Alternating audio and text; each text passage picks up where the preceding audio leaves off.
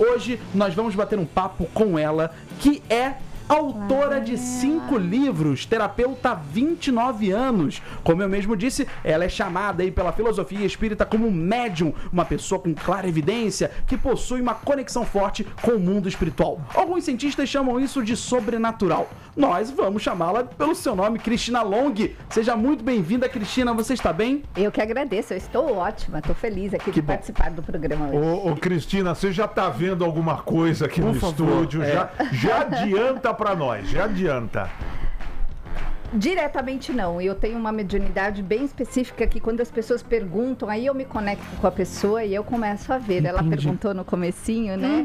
E aí ela perguntou se tinha algum encosto, se tem alguém ali. Eu falei, não tem, mas tem uma mentora próxima a ela. É uma mulher, então? É uma mulher. Ai, que linda! Mulheres unidas jamais serão vencidas. Vamos só contextualizar, para quem está nos ouvindo e talvez, assim como eu, seja leigo. Uma pessoa que a gente chama de clarevidente é uma pessoa que possui uma visão além do alcance. Você uma vidência, ela consegue ver, enxergar o mundo extrasensorial. Daí nós temos clareaudiente, que ouve o mundo extrasensorial.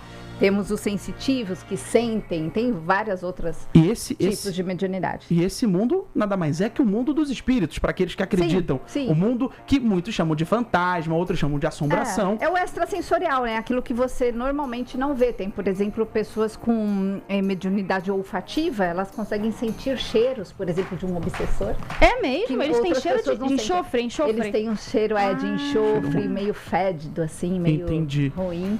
Assim como os anjos, os mentores têm um cheirinho mais doce, mais gostoso. Você vê só o que deve ter de médium, né, em transporte público que fica, né, que fica Nossa sentindo senhora. esse cheiro. Ô, Cris, eu queria te fazer uma pergunta. Diga. Qual foi a sua primeira visão?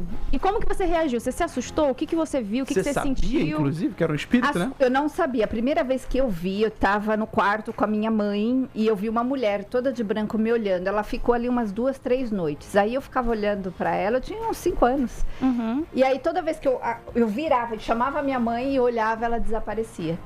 Isso foi a minha primeira experiência, assim, que eu lembro quando eu era bem pequena. Foram muitas vezes? Foram muitas vezes. Aí depois de um tempo, depois de uns anos, eu via coisas que se mexiam, eu olhava pro quadro, o quadro se mexia. Sério? Teve uma época que eu passei muito perrengue, eu tinha medo de ficar sozinha em qualquer ambiente, porque eu via coisas que outras pessoas não estavam vendo e a minha família é extremamente religiosa não acreditava. Mas ela queria se comunicar? Ela ficava em silêncio? Eu não sei, porque eu era pequena, eu só via, ela ficava em silêncio, ela não conversava comigo. Não fazia sinal, Não fazia nada. sinal, E você não nada. a conhecia? Não, depois eu descobri que é uma das minhas mentoras, que estava ali só próxima do lado. interessante. Nossa. Bom, para você que Arrepiei está inteira. ouvindo, que acabou de sintonizar na Transamérica TMC, nós estamos batendo um papo com a Cristina Long, que é uma sensitiva, uma médium, uma clarevidente que consegue se comunicar com aqueles que, infelizmente, já faleceram, aqueles que foram para o plano astral. Para quem acredita na filosofia, nessa ideologia religiosa, fique aqui atento com a gente. E se você não acredita, não tem problema, porque nós vamos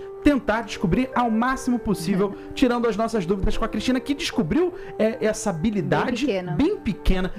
E quando e como foi a primeira comunicação, a primeira troca, o diálogo, a conversa? Foi bem, eu já tinha mais ou menos uns 17 para 18 anos, eu entendi que eu ouvia dentro da minha cabeça, com a minha própria voz. E aí, de repente, eu entendi que aquilo não era eu, que aquilo que eu ouvia, tipo comandos, olha isso, faz aquilo outro. Aí eu fui começar a entender que tudo aquilo que eu via, que eu sentia, não era eu. E as pessoas apareciam assim do nada, estavam em casa, apareciam. É como se fosse uma intuição, Então hoje, por exemplo, quando eu faço as consultas, as pessoas mandam a foto, eu vejo a foto da pessoa e a pessoa faz as perguntas, e eu começo a ouvir e ver. Quando eu vejo vidas passadas, eu faço muito essa coisa de ver vidas passadas da pessoa, faço psicofonia com entes queridos, eu começo simplesmente a acessar e ver. É muito interessante. Mas eu não tenho muito controle sobre isso. É algo que acontece. Acontece. Ô, Cris, eu vou chamar de Cris, que eu quero ficar íntimo já. É aquela consulta de graça. Esse Karma existe ou não? O que você tem a falar sobre esse tema? Sim, e tem inclusive uma linha agora que diz que karma não existe mais. Porque assim, tudo que nós viemos fazer aqui é se desenvolver. Você tem que sair melhor, você tem que se dar bem com as pessoas, você tem que fazer o melhor que você puder. E eu não sei se vocês já pararam para pensar, porque se dar bem com pessoas igual você é fácil. O difícil é você lidar com o diferente, pessoas que estão num nível emocional, espiritual diferente, certo? Quando você tem uma treta muito grande a ponto de não resolver, fica essa pendência. Então você volta, é um karma, para resolver aquilo. É quando você vem naquela família ou você vem com alguém muito próximo que você não pode se livrar da pessoa, você tem que aprender a lidar com ela.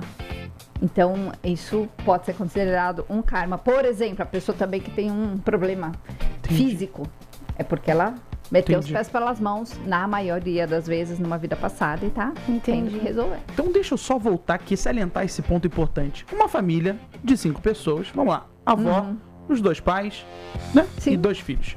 Digamos que esses 2 filhos briguem muito, eles não se dão, e os pais tentam fazer de tudo para que os 2 irmãos fiquem amigos, saiam juntos, que eles possam se divertir, e eles não conseguem, eles estão sempre em desacordo. Você acredita que um dos motivos para essas brigas possa ser de vidas passadas? Pode ser e pode não ser também. Pode ser uma questão só de incompatibilidade. Chatice. Chatice, pode ser também. Mas quando, por exemplo, é de vida passada, é insuportável conviver com a pessoa e não tem motivo. Você olha para a história sua e de alguém, você fala, mas não tem motivo para eu não gostar dessa pessoa, mas eu não gosto. Você já desgosta naturalmente. As tretas, elas são fortes.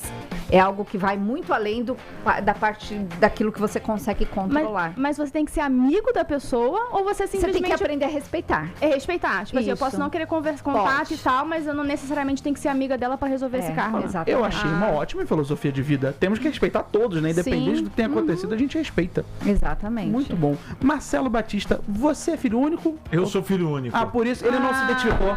Eu sou filho único. É que só quem tem irmão, pra você que nos ouve com seu ouvido, só quem tem irmão sabe o complexo que é você querer matar uma pessoa, mas depois Não é você só se irmão, preocupar. não. É parente também. Tem muita gente aí pra gente A família resolver. ensina muito, né, Cris? Muito, muito. Então, ou você está numa família ou pessoas próximas de você, porque essas pessoas vêm para te auxiliar, são dádivas que você tem da vida. Às vezes, sabe aquela pessoa que te ajuda?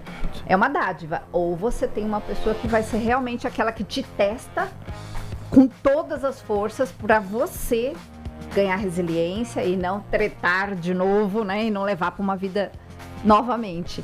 Então é muito interessante. Tem casos e casos assim. Eu pego uns casos assim loucos que você fala, poxa, por que a pessoa tá passando por isso? E por quê? Agora eu fiquei interessado. Por quê? Porque Por quê? foi o caso Por quê? mais Ela louco. tem Vou que dar um resgatar, exemplo. né? Por favor, Contar um um caso exemplo. rapidamente. Você pode tudo, Cris? É uma lição. Uma cliente que eu atendi, ela falou, Cris, eu queria muito adotar uma menina desde quando eu era pequena. Então eu cresci, casei, tive meus filhos e aquilo não saía da minha cabeça. Era algo que ela trouxe da alma, ela tinha que resolver aquilo. Quando ela teve ali os filhos maiores, eles adotaram uma menina. Ela levou essa menina para casa, 1 mês depois ela começou a ter uma repulsa por essa menina. Ela Caramba. não conseguia mais ficar próximo a essa menina. E quando ela me procurou, essa menina já tinha 6 meses. A sorte dessa mulher é que ela tinha bastante dinheiro, ela tinha babás e tal, então ela dava uma disfarçada. Mas ela falava, Cris, eu não suporto ela. Caramba. Eu quis, o tempo era a coisa que eu queria muito na minha vida, então ela nasceu espiritualmente com essa ideia de que eu preciso fazer isso. A partir do momento que ela fez, ela teria que conviver. E aí, quando eu fui olhar na vida passada, as duas eram inimigas. Olha. E essa filha matou ela. Deu uma Jesus. facada assim atrás e empurrou ela num penhasco. Entendi. E aí elas tinham que vir agora para Como consertar. mãe e filha. Como mãe e filha. Você vê que coisa, hein? Que Nossa, coisa, que hein? louco. Então, coisas assim acontecem. Quando você não gosta de uma pessoa, tem um motivo por trás.